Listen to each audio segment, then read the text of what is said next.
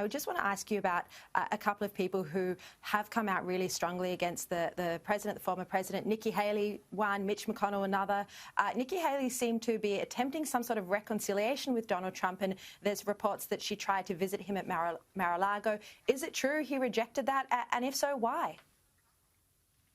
Well, I'll let President Trump and Nikki Haley speak to that a little more directly, but I think the reality is if you're attacking President Trump at this point, you're really attacking the Republican Party overall. Because we see very closely the Republican Party wants President Trump. He's not only the current flag bearer of the party, but he's also the future flag bearer of the party, and he's the person that everybody really rallies around. But I think with regard to Nikki Haley, I think you can't really have it both ways. You can't really attack President Trump and also try to pretend to support President Trump. But you know what? We're not so much worried about that right now. We're worried about the future. And again, 2022, the midterms, 2024, that's really President Trump's focus.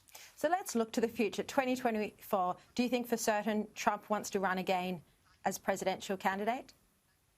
I hope so. I definitely hope so. I mean, well, you speak to him every day. What's he saying? I think if the election were next week, I think he would definitely look to go and run. Obviously, several years down the road, it could be a little bit of a different story. We'll see where the world is, what shifts or what could be different. But I think President Trump definitely would like to run again. No decision, just to be clear, no decision has been made yet.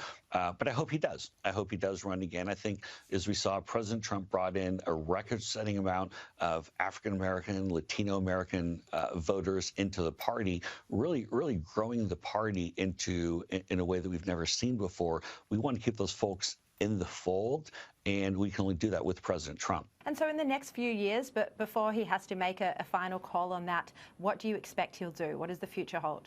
So a couple things. I think we're going to definitely be pursuing some of the election reforms in some of these states to make sure that we don't have these Article 2 constitutional violations, that we do have elections that are set up that are completely within the framework that the framers intended.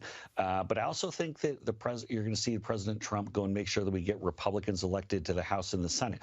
This is really his big focus. And I think also, look, right now he's in Palm Beach. The weather is a little bit nicer than here in Washington, D.C. or in New York. It's very nice. I think he's playing some golf. He's catching up with some friends right now, spending time with Melania and his youngest son, Barron.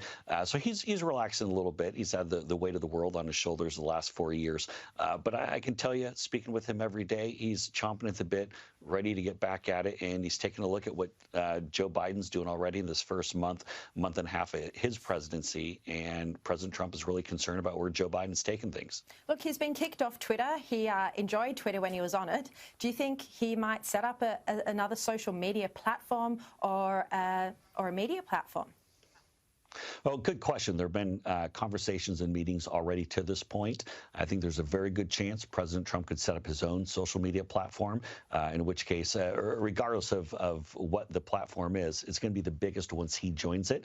There are a couple of existing platforms that they're kicking the tires on and really seeing if that's something that he could go and join. And of course, that'd be great company to invest in or be a part of, because it would grow immensely overnight if President Trump did go and join it. But whatever he does, whether it's a new platform, whether it's an existing platform, he's really going to make that in a huge way. Keep in mind, he had something in the neighborhood of, 74 million, I believe, Twitter followers when he was on Twitter, and folks want to hear what he has to say. But the fascinating thing here in the States is that President Trump is still driving the news, even though he's not even on social media. Every single day, he's the one who's driving the news. He's out of office. He's not on social media. Everyone wants to know what he's doing. It's a remarkable thing to see. So I just want to clarify that. He's already taking meetings about setting up a new social media platform or an existing one, but he's already having those meetings, having just left office. Oh, there have already been a number of meetings about both joining existing social media platforms and potentially setting up brand new social media platforms. Yes, there have already been a number of meetings. Has he been kicking around names for what a new social media platform might be called? There have been names that have been kicked around, but I don't want to share them because right away I'll let President Trump do the branding. The one thing I learned working for the president is don't try to brand anything that he might try to brand. So that's I learned that pretty quick in working for him. Well, absolutely. You've worked for the president twice. Back in 2016 and again in 2020, and you still haven't been fired, so you must be doing something right. Right, and that's part of that would be not lending out potential names for a social media platform. So I'm riding a hot streak. I'm going to stick to it. We really are almost out of time. I just want to ask you something else. Take me to, very quickly, election night. You know, in that room when the numbers started coming in and they were looking good, you know, did the president have a sense of euphoria, a sense that he was going to win, or did he realise that the ballots the next day would be different? You know, that's a great question. I mean, as we saw it going through election night, we saw the Florida returns, the state of Florida returns initially, and those looked very good. We saw Ohio. Those were very strong. We saw another number of other states, whether it be Iowa. We saw early leads in Pennsylvania and in Michigan all come to the forefront. So he did think he was going to win on that night? I think it was everybody on the team thought that we were trending in that direction. We looked very strong.